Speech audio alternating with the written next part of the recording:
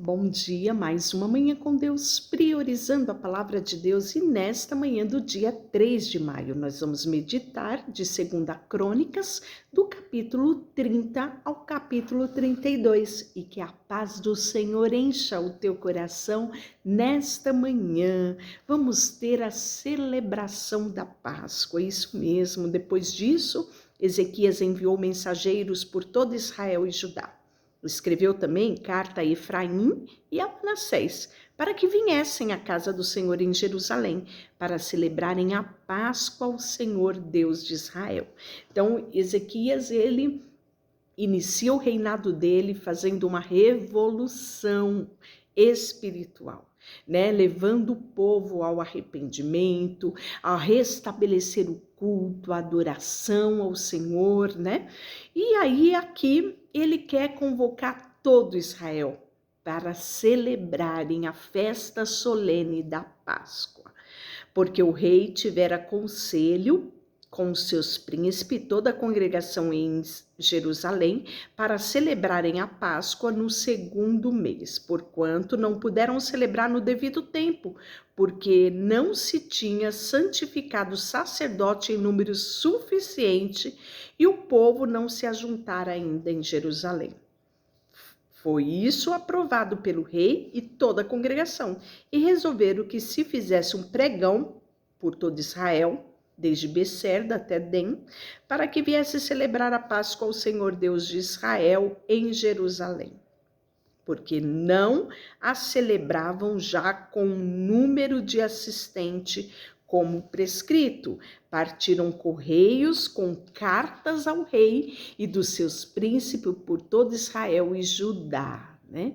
Filhos de Israel, voltai-vos ao Senhor, Deus de Abraão, de Isaque e de Israel, para que ele se volte para o restante que escapou do poder do rei da Síria.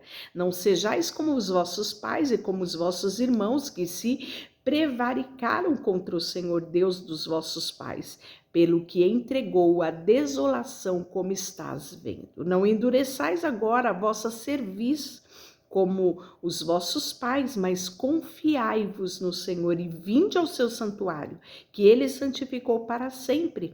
Servi ao Senhor vosso Deus, para que o ardor da sua ira se desvie de nós. E aí ele vai, né? Os correios foram passando pelas cidades, de cidade em cidade, está relatado, capítulo 30, versículo 10, né? E cidade da terra de Efraim, de Manassés, até Zebulon. E aí eles riram e zombaram. Todavia, alguns de Asser e de Manassés e de Zebulon se humilharam e foram a Jerusalém. Também em Judá fez sentir a mão de Deus, dando-lhe um só coração para cumprir o mandamento do rei e dos príncipes, segundo a palavra do Senhor. E ajuntou-se em Jerusalém muito povo para celebrar a festa dos pães asmos, no 2º mês, em grande congregação, e dispuseram, tiraram o altar que havia em Jerusalém, também tiraram todos os altares de incenso e o lançaram no vale de Cedron. E aí nós vamos ver que imolaram o cordeiro da Páscoa no 14º dia, né? Conforme todo o ordenamento da Páscoa que Deus já tinha instituído desde a época de Moisés, né? E aí, porque toda a multidão, todo o povo, muitos de Efraim, de Manassés, de Sacar, de Zebulon, não tinha purificado. E contudo comeram a Páscoa. Não foi como está escrito, porém Ezequias orou por eles, dizendo: ó Senhor, que é bom, perdoe todo aquele que dispôs o coração para buscar ao Senhor Deus dos seus pais, ainda que nem segundo a purificação exigida pelo santuário. E o Senhor ouviu a Ezequias e sarou a alma do povo. Os filhos de Israel que se achavam em Jerusalém celebraram a Páscoa, a festa dos pães asmos, né, por 7 dias. Ezequias falou ao coração de todos os levitas, que revelaram um bom entendimento do serviço do Senhor, e comeram por 7 dias as ofertas das festas, trouxeram oferta pacífica, renderam graça ao Senhor Deus dos seus pais. Concordou toda a congregação em celebrar outros 7 dias e, de fato, o fizeram com júbilo. Pois Ezequias, rei de Judá, apresentou à congregação 1.000 ovelhas, 7.000 ovelhas para sacrifício, né? Então foi aquela festa tão grande que já há muito tempo não se fazia, né? Alegraram-se toda a congregação de Judá, os sacerdotes, os levitas, a congregação, né? Houve grande alegria em Jerusalém, porque desde os dias de Salomão, filho de Davi, rei de Israel, não houve coisa semelhante em Jerusalém, né?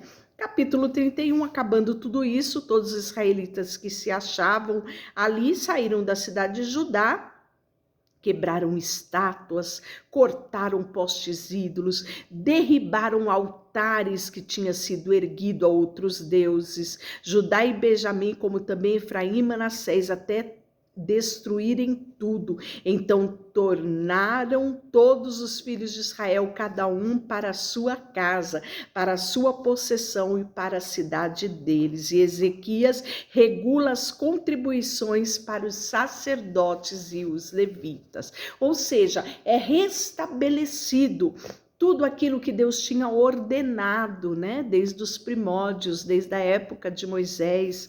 Então, Ezequias vai trazendo essa conversão, esse retorno, né, aos princípios de Deus. E aí nós vamos ver que os filhos de Israel e de Judá, que habitavam na cidade de Judá, trouxeram dízimo de vaca, de ovelha, dízimo das coisas que foram consagradas ao Senhor, fizeram-se montões e montões, né? No 3º mês começaram a fazer os primeiros montões, no 7º mês acabaram. Vindo, pois, Ezequias e os príncipes, aqueles montões, bendizeram ao Senhor com todo o povo. Então, você percebe que a nação inteira ali, né?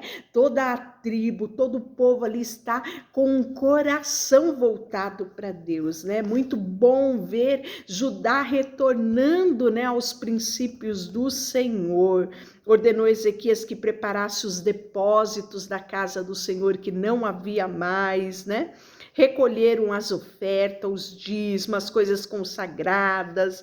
E aí os levitas de Coré, filho de Ima, guarda a porta oriental, estava reencarregado das ofertas voluntárias que se fazia ao Senhor. E aí nós vamos ver que tudo isso, né, é organizado. Quanto ao registro dos sacerdotes, foi ele feito segundo as suas famílias, os levitas de 20 anos para cima, segundo os seus cargos e os seus turnos. Deles foram registrados crianças, mulheres, né? Começa a se organizar tudo aquilo que estava abandonado, tudo aquilo que tinha sido pervertido. Há um retorno. Assim fez Ezequias em todo o Judá, fez o que era bom, reto e verdadeiro perante o Senhor. Capítulo 31, versículo 20. Toda a obra que começou no serviço da casa do Senhor, na lei e nos mandamentos, para buscar o seu Deus de todo o seu coração, ele o fez e prosperou. Agora, capítulo 32, Ezequias prepara-se para resistir Senaqueribe, né? E aí, depois dessa fidelidade, né, que Ezequias mostra diante do Senhor, veio Senaqueribe, rei da Síria, entra em Judá, acampa contra a cidade fortificada e quer se apoderar dela, né? E esse Senaqueribe, nós já falamos sobre ele aqui nos textos anteriores, né? Lá de 2 Reis, que retrata essa história. Ele era um abusado, ele achava-se que era o verdadeiro Deus, né? E nós vamos ver que durante um bom tempo ele vai afrontar o povo de Deus, trazer angústia ao rei, né? E aí nós vamos ver que essa história de Senaqueribe, ele vai afrontar não só ao rei Ezequias, mas também ao Senhor. É relatado no capítulo 32, por exemplo, a partir do versículo 9. Depois disso, enquanto Senaqueribe, rei da Síria, com todo o seu exército, sitiava Laquis, enviou os seus servos a Ezequias, rei de Judá, que estava em Jerusalém, dizendo: assim diz Senaqueribe, rei da Síria, em que confiais vós para deixar, né, para vos deixardes de sitiar em Jerusalém? Acaso não foi incita Ezequias para morrer de fome e de sede? O Senhor vosso Deus vos livrará da mão do rei da Síria? Não é Ezequias o mesmo que tirou os altos altares lá de Judá? Diante de apenas um altar vos prostrareis, sobre ele queimareis incenso? Não sabeis que eu e os meus pais fizeram todo o povo e toda a terra assim, né? Nós vamos ver que Senaqueribe, ele vai realmente, sabe, afrontar, e essa afronta que ele faz ao rei Ezequias, isso vai atingir a Deus, Deus vai tomar as dores de Ezequias, né? Ó, clamaram os servos em voz alta, em judaico, contra o povo de Israel, que estava sobre o muro, para os atemorizar e para perturbar, querendo tomar a cidade. Falaram do Deus de Jerusalém como dos deuses dos povos da terra, obra das mãos dos homens, né? E aí nós vamos ver que a destruição do exército da Síria está relatado no capítulo 32, versículo 21. Então o Senhor enviou um anjo que destruiu todos os homens valentes e chefes, os príncipes do arraial do rei da Síria, e este, com o rosto coberto de vergonha, voltou para a sua terra. Tendo ele entrado na casa de seu Deus, e seus próprios filhos o mataram à espada. Né? Então aqui, num capítulo só, a gente vê o desenrolar de toda essa história. Lá em 2 Reis, né, lá no capítulo 19, você vai ver com maiores detalhes. Lá no capítulo 18, capítulo 19, você vai ver essa história com muito mais detalhe, e já falamos dela aqui também no devocional. Depois disso, nós vamos ver a doença de Ezequias. Ele adoeceu mortalmente, e aí ele ora ao Senhor, né? E aí o Senhor responde a ele, né? Porque ele fala: Deus, te lembra de tudo aquilo que eu já fiz, né? E aí o texto fala que Ezequias se humilhou, né? E ele ora ao Senhor com uma sinceridade tão grande, né, que Deus dá a ele mais alguns anos de vida, né? E aí, quanto aos mais atos de Ezequias e as suas obras e misericórdia, né, estão nos livros do profeta Isaías, filho de Amós, livro de história dos reis de Judá e de Israel. E descansou Ezequias com seus pais, e o sepultaram na subida para os sepulcros dos filhos de Davi, né?